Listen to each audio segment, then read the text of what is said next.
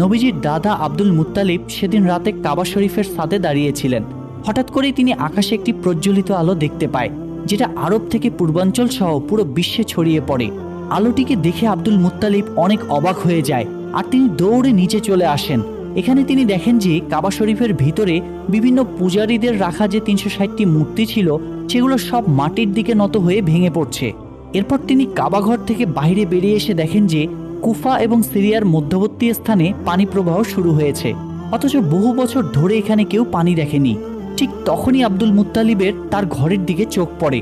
তিনি এখানে দেখতে পায় আজকে তার ঘরের মধ্য থেকে অদ্ভুত এক ধরনের নূরের আলো বের হচ্ছে, যেটা এর আগে তিনি কখনো কোনোদিন দেখেনি। আব্দুল মুত্তালিব তখন ধীরে ধীরে তার ঘরের দিকে এগিয়ে যেতে থাকে, কিন্তু যখন তিনি তার ঘরের দরজার কাছে পৌঁছায় তখন তিনি দেখেন যে মা আমেনার কোল জুড়ে একটি ফুটফুটে শিশুর জন্ম হয়েছে, যার শরীর থেকে অসম্ভব পরিমাণে নূর বের হচ্ছে। আব্দুল মুত্তালিবের চোখে তা দেখে পানি চলে আসে, কারণ সেই সময় আরবের অন্ধকার সমাজে প্রদীপের আলো হয়ে আসেন নবীজি মোহাম্মদ সাল্লাল্লাহু আলাইহি ওয়াসাল্লাম। পরের দিন আব্দুল মুত্তালিব তার নাতির আকিকার জন্য উট জবাই করে গরিব দুঃখী মানুষদের খাওয়ান। সেখানে তাকে সাহায্য করছিল তার ছেলে আবু তালিব। তখন সেখানে আবু তালিবের বড় ভাই অর্থাৎ নবীজির আরেক চাচা আবুল লাহাব আসেন।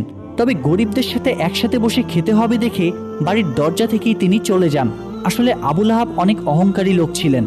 অন্যদিকে মা আমিনার বুকে দুধ তৈরি হচ্ছিল না, তাই শিশু মুহাম্মদকে দুধ খাওয়ানোর জন্য একজন মহিলাকে ডাকা হয়। সে ছিল আবু লাহাবের স্ত্রীর দাসী। তাই আবু লাহাব ঘরে ফেরার পর তার স্ত্রী তার সাথে অনেক রাগারাগি করে যে তার দাসীকে এই কাজের জন্য কেন নেওয়া হলো।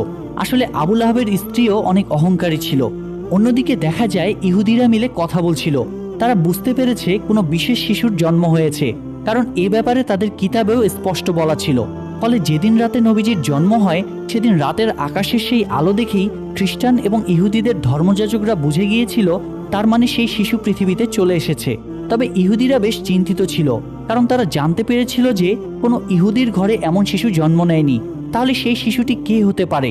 আর এজন্য তারা তখন সেখানকার অনেক বাচ্চাকে কিনতে চায়, যেন সেই শিশুটি তাদের দলে আসে। এমনকি টাকার বিনিময়ে ভণ্ড মহিলাদেরকে দায়িত্ব দেয় শরীরের কোনো বিশেষ দাগের মাধ্যমে শিশু নবীজিকে খুঁজে বের করার জন্য। যাই হোক, এরপর দেখা যায় বাচ্চাদের নাম রাখার উৎসব চলছে। সেখানে বিভিন্ন বাচ্চাদের নাম ঘোষণা করা হচ্ছে আর সবাই মিলে আনন্দ করছে। এর মধ্যে সেখানে আব্দুল মুত্তালিব আসেন শিশু নবীজিকে কোলে নিয়ে তার নামকরণ করার জন্য। তিনি প্রথমে হাজরে আসওয়াদ মানে সেই কালো পাথরে হাত রাখেন। তখনই দেখা যায় কাবার দরজার হাতলটি দরজায় বাড়ি মারছিল, আর সেই শিশুর শরীর থেকে নূরের আলো বের হচ্ছিল।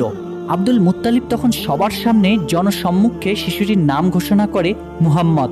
এটা শুনে সেখানে থাকা বিভিন্ন গোত্রের মানুষেরা বলাবলি করতে থাকে যে এটা আবার কি নাম, এটি তো আমাদের কোনো দেবদেবীর নামের সাথে মিলে না।